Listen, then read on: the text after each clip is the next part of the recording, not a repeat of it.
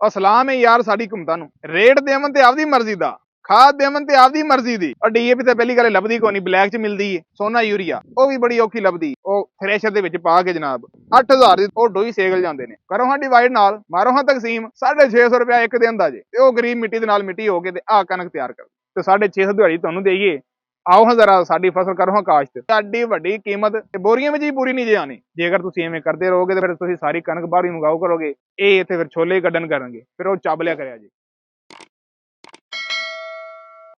अस्सलाम वालेकुम नाज़रीन, आपका बहुत शुक्रिया कि तुसा मेरी इस वीडियो वेखण लई अपना कीमती वक्त कढ़िया। मेरे हाथे तुसीं एक कनक दा सिट्टा वेख रहे जी। पंजाबी च गल कर रहे हैं, जिन्हां नूं पंजाबी समझ आंदी सिर्फ उन्हां नूं ही आएगी, बाकियां नूं शायद ना आवे।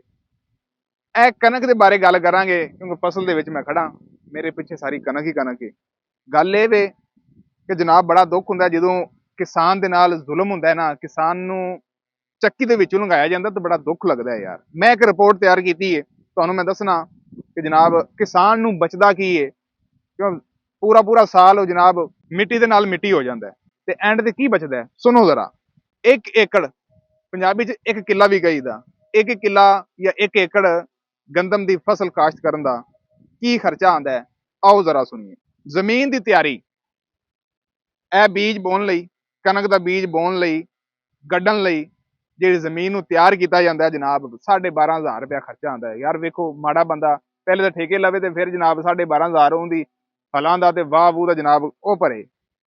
ਫਿਰ ਬੀਜ ਜਿਹੜਾ ਇਹਦਾ ਬੀਜ ਕਣਕ ਦਾ ਉਹ ਜਨਾਬ ਚੰਗਾ ਬੀਜ ਲਈਏ ਤੇ ਉਸ ਮਹਿੰਗਾ, ਅਗਰ ਨਾਰਮਲ ਬੀਜ ਲਈਏ ਤੇ ਜਨਾਬ ਉਹ ਵੀ 7500 ਰੁਪਏ ਦਾ ਆਂਦਾ ਹੈ, 7,500 ਦਾ। ਬੜੇ ਅਫਸੋਸ ਦੀ ਬਾਤ ਹੈ ਯਾਰ। ਔਰ ਡੀਏਪੀ ਤਾਂ ਪਹਿਲੀ ਗੱਲ ਲੱਭਦੀ ਕੋਈ ਨਹੀਂ, ਬਲੈਕ ਚ ਮਿਲਦੀ ਹੈ।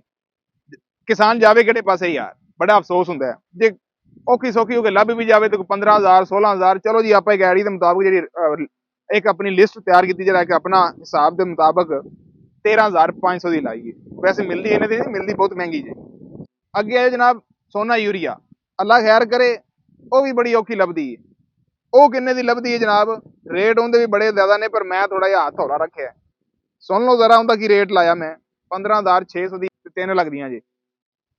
ਜ਼ਮੀਨ ਦੀ ਤਿਆਰੀ 12,500, ਬੀਜ ਗੰਦਮ ਦਾ 7500 ਦਾ, ਖਾਦ ਡੀਏਪੀ 13,500 ਦੀ, ਸੋਨਾ यूरिया ਜਨਾਬ 15,500 ਦੀ।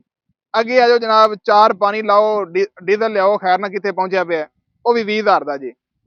3 ਸਪਰੇ ਹੁੰਦੇ ਜੇ ਜਨਾਬ, ਉਹ ਵੀ 6,000 ਦੇ।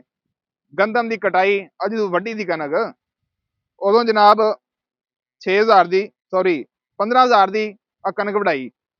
ਫਿਰ ਜਨਾਬ ਇਹਦੀ ਗਾਈ ਆ ਦਾਣੇ ਵਿੱਚ ਜਿਸ ਟਾਈਮ ਕੱਢੀ ਦੇ ਉਹ ਥ੍ਰੈਸ਼ਰ ਦੇ ਵਿੱਚ ਪਾ ਕੇ ਜਨਾਬ 3,000 ਦਾ ਡੀਜ਼ਲ ਸੜ ਜਾਂਦਾ ਜੇ, ਬਲਕਿ ਜ਼ਿਆਦਾ ਸੜ ਜਾਏਗਾ। ਜਿੰਨਾ ਹੁਣ ਮਹਿੰਗਾ ਹੋ ਗਿਆ, ਖੈਰ ਨਾਲੇ ਮੇਰਾ ਤਾਂ ਖਿਆਲ 9,000 ਬਣ ਜਾਏਗਾ। ਅੱਗੇ ਜਨਾਬ ਇਹਦੀ ਮਜ਼ਦੂਰੀ ਵੀ ਜਿੰਨਾ ਗਾਹ ਨਹੀਂ ਹੈ ਗਰੀਬਾਂ ਨੇ, ਉਹਨਾਂ ਨੇ ਤਾਂ ਕੁਝ ਦਾਣਾ ਚਾਹੀਦਾ ਨਾ, ਉਹਨਾਂ ਨੇ ਤਾਂ ਖਾਣਾ ਮਰਨਾ ਹੈ। ਅੱਛਾ ਜਨਾਬ 8,000 ਦੀ ਤਾਂ ਉਹ ਡੋਈ ਸੇਗਲ ਜਾਂਦੇ ਨੇ। ਅੱਛਾ ਬਾਕੀ ਆ ਗਿਆ ਜਨਾਬ ਠੇਕਾ 6 ਮਹੀਨਿਆਂ ਦਾ। ਮੈਂ ਵੈਸੇ ਦੱਸ ਰਿਹਾ ਆਪਦੇ ਇਲਾਕੇ ਦੇ ਹਿਸਾਬ ਨਾਲ, ਇੱਥੇ 1.5 ਲੱਖ ਪੌਣੇ 2 ਲੱਖ ਹੈਗਾ, ਚਲੋ ਮੈਂ 1.5 ਲੱਖ ਦੇ ਹਿਸਾਬ ਨਾਲ ਹਿਸਾਬ ਕੀਤਾ ਆਪਾਂ, ਮੰਨੋ 1.5 ਲੱਖ, ਲੇਕਿਨ ਹੈ ਨਹੀਂ ਦਾ। ਇਹਦਾ ਹੋ ਗਿਆ ਜਨਾਬ ਖਰਚਾ ਸਾਰਾ। ਹੁਣ ਤੁਸੀਂ ਮੈਨੂੰ ਇਹ ਦੱਸਣਾ ਵੀ ਟੋਟਲ ਖਰਚਾ ਕਿੰਨਾ ਜੀ। ਇਹਦੇ ਮੁਤਾਬਕ 1 ਲੱਖ ਤੇ 61,000 ਰੁਪਇਆ, ਜਿਹੜਾ ਆਪਾਂ ਛੋਟਾ ਜਿਹਾ ਹਿਸਾਬ ਬਣਾਇਆ ਨਾ, ਇੱਕ ਐਵਰੇਜ ਬੰਦੇ ਦੇ ਹਿਸਾਬ ਨਾਲ, ਕਿ ਨਾ ਬਹੁਤਾ ਜ਼ਿਆਦਾ ਤੇ ਨਾ ਬਹੁਤਾ ਘੱਟ। ਅੱਗੇ ਜਨਾਬ ਜਿਹੜੀ ਸਾਡੇ ਇਲਾਕੇ ਦੇ ਵਿੱਚ ਕਣਕ ਨਿਕਲਦੀ ਹੈ ਉਹ ਐਵਰੇਜ 45 ਮਣ ਹੈ।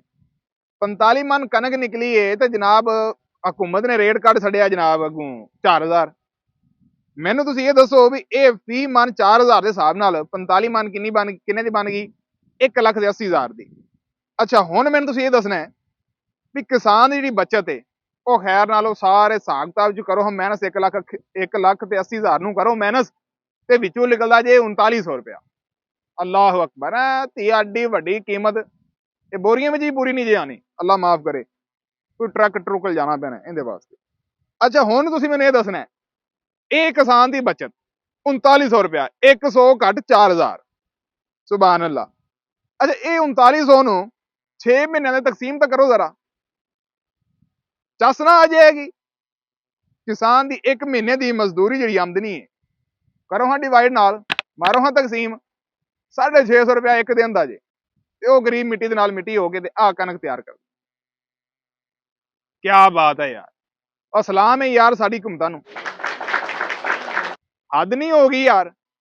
ਰੇਟ ਦੇਵਨ ਤੇ ਆਪਦੀ ਮਰਜ਼ੀ ਦਾ, ਖਾਦ ਦੇਵਨ ਤੇ ਆਪਦੀ ਮਰਜ਼ੀ ਦੀ, ਡੀਏਪੀ ਹੋਵੇ ਜਾਂ ਯੂਰੀਆ ਹੋਵੇ, ਤੇ ਬੀ ਲੈਣ ਜਾਣਾ ਤੇ ਉਹ ਵੀ ਇਹਨਾਂ ਦੀ ਮਰਜ਼ੀ ਦਾ, ਡੀਜ਼ਲ ਲੈਣ ਜਾਣਾ ਤੇ ਉਹ ਵੀ ਇਹਨਾਂ ਦੀ ਮਰਜ਼ੀ ਦਾ, ਤੇ ਜਦੋਂ ਕਣਕ ਵੇਚਣ ਦੀ ਗੱਲ ਆਣੀ ਹੈ ਉਹ ਵੀ ਇਹਨਾਂ ਦੀ ਮਰਜ਼ੀ ਦੀ। ਤੇ ਕਿਸਾਨ ਫਿਰ ਯਾਰ ਕੀ ਐਵੇਂ ਮਿੱਟੀ ਖਾਣ ਡਿਆ?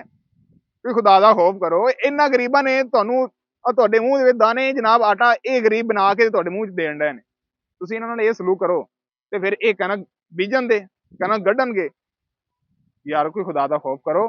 ਤੇ ਇਸ ਕਰਕੇ ਕਿਸਾਨ ਦਾ ਕੋਈ ਖਿਆਲ ਕਰੋ ਯਾਰ। ਬੜਾ ਅਫਸੋਸ ਹੁੰਦਾ ਹੈ ਜਦੋਂ ਕਿਸਾਨ ਨੂੰ ਵੇਖੀਦਾ ਨਾ ਕਿ ਮਿੱਟੀ ਦੇ ਨਾਲ ਮਿੱਟੀ ਹੁੰਦਾ ਹੈ। ਗਰੀਬ ਪਤਾ ਨਹੀਂ ਰੋਟੀ 2 ਦਿਨ ਹੋ ਗਏ ਨੇ ਖਾਧੀ ਕਿ ਨਹੀਂ ਖਾਧੀ, ਤੇ ਉਹ ਉੱਥੇ ਲਵਾਨ ਦੇ ਵਿੱਚ ਹੀ ਸੌਂ ਜਾਂਦਾ ਤੇ ਮੂੰਹ ਤੇ ਚੱਪਾ ਚੱਪਾ ਮਿੱਟੀ ਜੰਮੀ ਹੁੰਦੀ ਹੈ। ਯਾਰ ਹਾਲਤ ਵੇਖ ਲਓ ਕਿਸਾਨ ਦੀ। ਪੈਰਾਂ 'ਚ ਟੁੱਟੀ ਜੁੱਤੀ ਪਾਈ ਹੋਵੇਗੀ, ਪਾਟੇ ਪੁਰਾਣੇ ਕੱਪੜੇ ਪਾਏ ਹੋਣਗੇ, ਤੇ ਜਨਾਬ ਤੁਹਾਨੂੰ ਕਣਕ ਤਿਆਰ ਕਰਕੇ ਦਿੰਦਾ, ਦਾਣੇ ਬਣਾ ਕੇ ਦਿੰਦਾ, ਤੇ ਆਟਾ ਮਿਲਾਂ ਨੂੰ ਤੁਹਾਨੂੰ ਪੀਸ ਕੇ ਤੇ ਤੁਹਾਡੇ ਤੱਕ ਪਹੁੰਚਾਉਂਦੀਆਂ ਨੇ। ਤੇ ਇਹਦਾ ਇਹ ਮਤਲਬ ਨਹੀਂ ਹੈਗਾ ਕਿ ਜਨਾਬ ਤੁਸੀਂ ਇਹਨਾਂ ਨਾਲ 2 ਨੰਬਰੀ ਕਰੋ, ਇਹਨਾਂ ਦਾ ਹੱਕ ਮਾਰੋ। ਗਲਤ ਚੀਜ਼ ਹੈ। ਜੇਕਰ ਤੁਸੀਂ ਐਵੇਂ ਕਰਦੇ ਰਹੋਗੇ ਤੇ ਪੁੱਤਰ ਫਿਰ ਤੁਸੀਂ ਸਾਰੀ ਕਣਕ ਬਾਹਰ ਹੀ ਮੰਗਾਓ ਕਰੋਗੇ। ਇਹ ਇੱਥੇ ਫਿਰ ਛੋਲੇ ਕੱਢਣ ਕਰਨਗੇ, ਫਿਰ ਉਹ ਚੱਬ ਲਿਆ ਕਰਿਆ ਜੀ। ਵੀ ਖੁਦਾ ਦਾ ਖੌਫ ਕਰੋ ਯਾਰ। ਬੜੇ ਅਫਸੋਸ ਦੀ ਗੱਲ ਹੈ। ਵੇਖੋ ਨਾ ਇਹ ਕਣਕ ਤਿਆਰ ਕਰਨ ਦੀ ਕਿੰਨੀ ਮਿਹਨਤ ਹੋਈ। ਪਹਿਲੀ ਠੇਕੇ ਲਈ, ਬੀਜ ਲਿਆ, ਫਿਰ ਹਲਾਂ ਦੇ ਖਰਚੇ, ਪਾਣੀ, ਸਪਰੇ, ਆਪਦੀ ਵੀ ਮਿਹਨਤ ਉੱਤੇ ਪਾਓ ਹਾਂ, ਤੇ 650 ਦਿਹਾੜੀ ਤੁਹਾਨੂੰ ਦੇਈਏ। ਆਓ ਹਾਂ ਜ਼ਰਾ ਸਾਡੀ ਫਸਲ ਕਰੋ ਹਾਂ ਕਾਸ਼ਤ। ਵੀ ਖੁਦਾ ਦਾ ਖੌਫ ਕਰੋ। 6 ਮਹੀਨਿਆਂ ਤੋਂ ਬਾਅਦ 650 ਦੀ ਦਿਹਾੜੀ ਯਾਰ, ਤੇ ਫਿਰ ਰਹਿੰਦੀ ਹੈ। ਫਿਰ ਨਾ ਇਹਨਾਂ ਨੂੰ ਕਹਿੰਦੇ ਆ ਜਿੰਨੇ ਵੀ ਕਿਸਾਨ ਨੇ ਪਾਕਿਸਤਾਨ ਦੇ, ਆਪਦੇ ਵਾਸਤੇ ਗੱਢ ਲਓ ਤੇ ਆਪ ਹੀ ਖਾ ਲਓ। ਇਹਨਾਂ ਕੰਜਰਾਂ ਨੂੰ ਭੁੱਖਾ ਮਰਨ ਦਿਓ। ਫਿਰ ਇਹ ਹੀ ਕਰ ਸਕਨੇ ਆਪਾਂ। ਫਿਰ ਇਹ ਚੰਗੇ ਰਹਿਣਗੇ। ਤੇ ਬਾਹਰੋਂ ਮੰਗਾਓ, ਉਹ ਵੀ ਗਰੀਬ ਦੇ ਟੈਕਸ ਨਾਲ। ਤੇ ਯਾਰ ਇਹ ਆਪਾਂ ਨੂੰ ਚੰਗਾ ਨਹੀਂ ਲੱਗਦਾ ਕਿ ਸਾਡਾ ਮੁਲਕ ਜ਼ਰਈ ਮੁਲਕ ਹੋ ਕੇ ਤੇ ਬਾਹਰੋਂ ਗੰਦਮ ਜਾਂ ਬਾਹਰੋਂ ਚਾਵਲ ਮੰਗਾਈਏ। ਸਾਡੀ ਜ਼ਮੀਨ ਮਾਸ਼ਾਅੱਲਾ ਸੋਨਾ ਉਗਾੜਦੀ ਹੈ। ਤੇ ਯਾਰ ਕੋਈ ਖਿਆਲ ਕਰੋ, ਕਿਸਾਨ ਨੂੰ ਪੂਰਾ ਰਿਲੀਫ ਦਿਓ। ਤੇ ਇਨਸ਼ਾਅੱਲਾ ਇੱਕ ਨਵੀਂ ਵੀਡੀਓ ਲੈ ਕੇ ਤੁਹਾਡੀ ਖਿਦਮਤ 'ਚ ਹਾਜ਼ਰ ਹੋਵਾਂਗੇ। ਮੈਨੂੰ ਦਿਓ ਇਜਾਜ਼ਤ, ਤੇ ਜ਼ਰੂਰ ਵੇਖਦੇ ਰਿਹਾ ਜੇ ਪਾਕ ਪੁਆਇੰਟ। ਤੇ ਅੱਲਾ ਨਿਗਹਿਬਾਨ।